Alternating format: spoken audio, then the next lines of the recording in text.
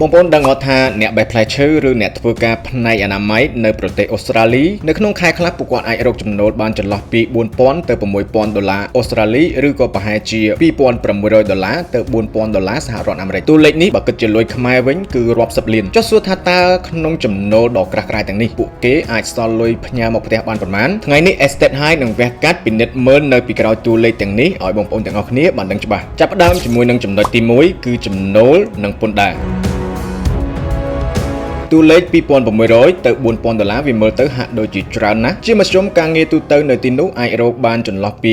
$18ទៅ$23អាមេរិកនៅក្នុង1ម៉ោងប៉ុន្តែមុននឹងលុយទាំងនោះធ្លាក់ទៅដល់ដៃអ្នកធ្វើការរដ្ឋាភិបាលអូស្ត្រាលីនឹងដកពន្ធភ្លាមៗចន្លោះពី15ទៅ32%ទៅតាមកម្រិតចំណូលលើពីនេះក៏មានការដកប្រាក់សោធននិវត្តន៍ផងដែរដូច្នេះលុយក្នុងកាតមិនមែនជាលុយដែលយើងអាចប្រើប្រាស់បានទាំងដុលនោះទេមានន័យថាបើបងប្អូនមាន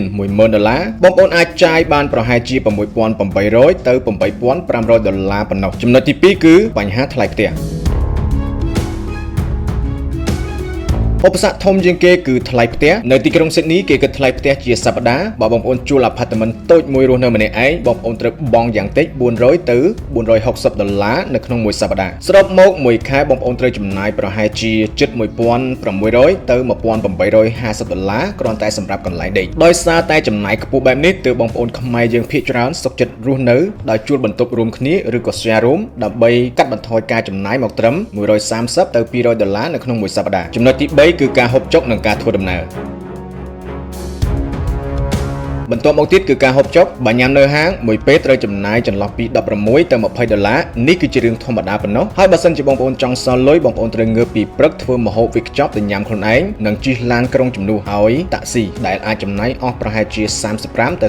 $45ទៀតនៅក្នុងមួយសប្តាហ៍បូករួមទាំងថ្លៃធានារ៉ាប់រងសុខភាពថ្លៃទូរស័ព្ទនិងចំណាយផ្សេងៗការចំណាយសរុបអាចឡើងដល់$2,000ទៅ$2,300បាត់ទៅហើយនៅក្នុងមួយខែរឿងទី4គឺតម្លៃនៃការលះបង់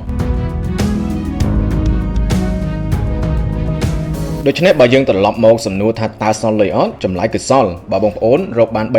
$3,300ហើយសន្សំសំចៃបំផុតបងប្អូនអាចសល់យ៉ាងតិចបាន$1,000ទៅ$1,300នៅក្នុងមួយខែប៉ុន្តែវាដោះដូរមកដោយញើសឈាមការធ្វើការលើសម៉ោងនិងភាពឯកោដែលត្រូវរស់នៅឆ្ងាយពីគ្រួសារ4ចំណុចខាងលើគឺយើងគ្រាន់តែគិតពីការចំណាយចាំបាច់ប៉ុណ្ណោះដោយមិនទាន់គិតពីបរិយាកាសខាងក្រៅឬក៏យើងនិយាយឲ្យស្រួលស្ដាប់គឺការឡើងអារម្មណ៍បើសិនជាបងប្អូនឃើញអ្នកដទៃចាយដូចជាសទ្ធិទិញរបស់ប្រណិតហើយយើងមិនអាចគ្រប់គ្រងខ្លួនឯងបានតែធ្វើដូចគេច្បាស់ណាស់ស្រួលមិនស្រួលសំបីតែ$1ពុះជា4ក៏គ្មានដែរជាចុងក្រោយចំណូលច្រើនមិនប្រកាសថាសល់ច្រើននោះទេបើការចំណាយខ្ពស់ដូចមេបែបនេះតើបងប្អូនយល់យ៉ាងណាដែរចំពោះជីវិតរស់នៅទីក្រុងស៊ីដនីកុំភ្លេចខមមិនចែករំលែកមតិយោបល់នៅខាងក្រោម